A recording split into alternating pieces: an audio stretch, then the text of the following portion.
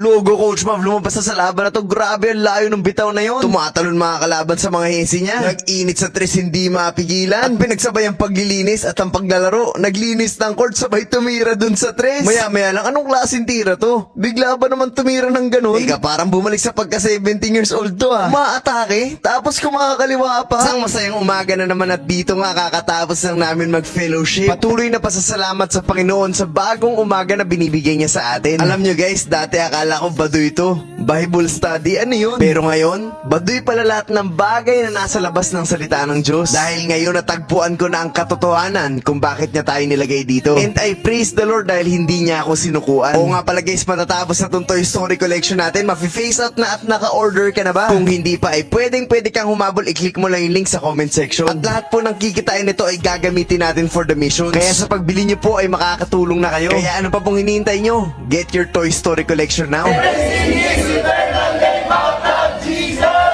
So bago po natin ituloy ito ay meron po muna akong gustong i-share sa inyo. Sabi sa 1 John 2 verse 15, huwag ninyong ibigin ang mundo o ang mga makamundong bagay. Ang umiibig sa mga ito ay hindi umiibig sa Ama. Guys, kailangan to maging klaro, lalo na dun sa mga taong nalilito kung paano nga ba sila susunod sa Panginoon. Ano nga ba ibig sabihin ng siya ang Panginoon mo? Ibig sabihin siya ang susundin mo. Nagagalaw ka ayon sa kalooban niya. Pero paano mo gagawin yun? Kung yung mga bagay dito sa mundo, yung mahalaga para sa'yo. Paano mo gagawin yun kung personal na pangarap mo lang yung pinaglilingkuran mo? Paano mo gagawin yun kung mahal na mahal mo yung posisyon, katanyagan at pera ng mundo? Yung ibang mga tao, pilit yang pinagsasabay. Gusto nila si Lord, pero gusto din nila yung gusto nila. Kaya hindi nawawala yung ako.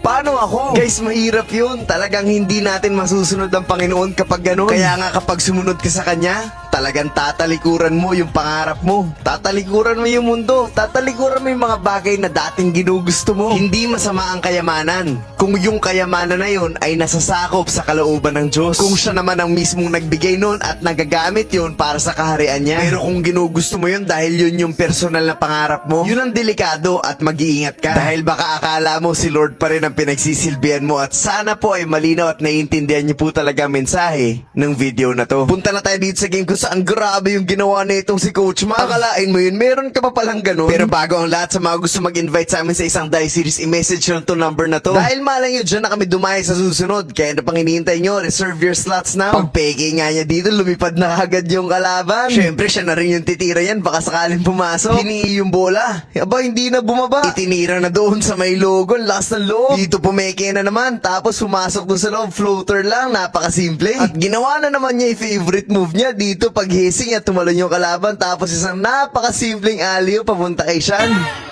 One-legged na naman yan ito. Coach Mike! What a pass!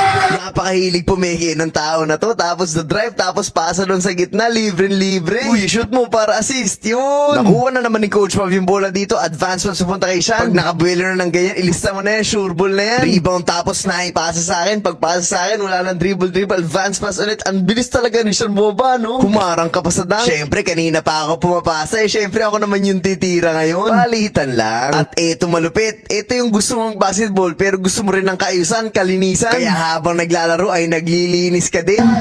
Bigay kay Coach Mike. Pasukan number. Pasukan, Coach Mike! 2 seconds. Back, Coach Mike. Tumira ng 3. Yes, sir! Ha? 11-point lead na lang. Coach Mike, umatake. Easy na yan para kay Coach Mike. Tapos mo ang mga nakaitin. Coach Mike!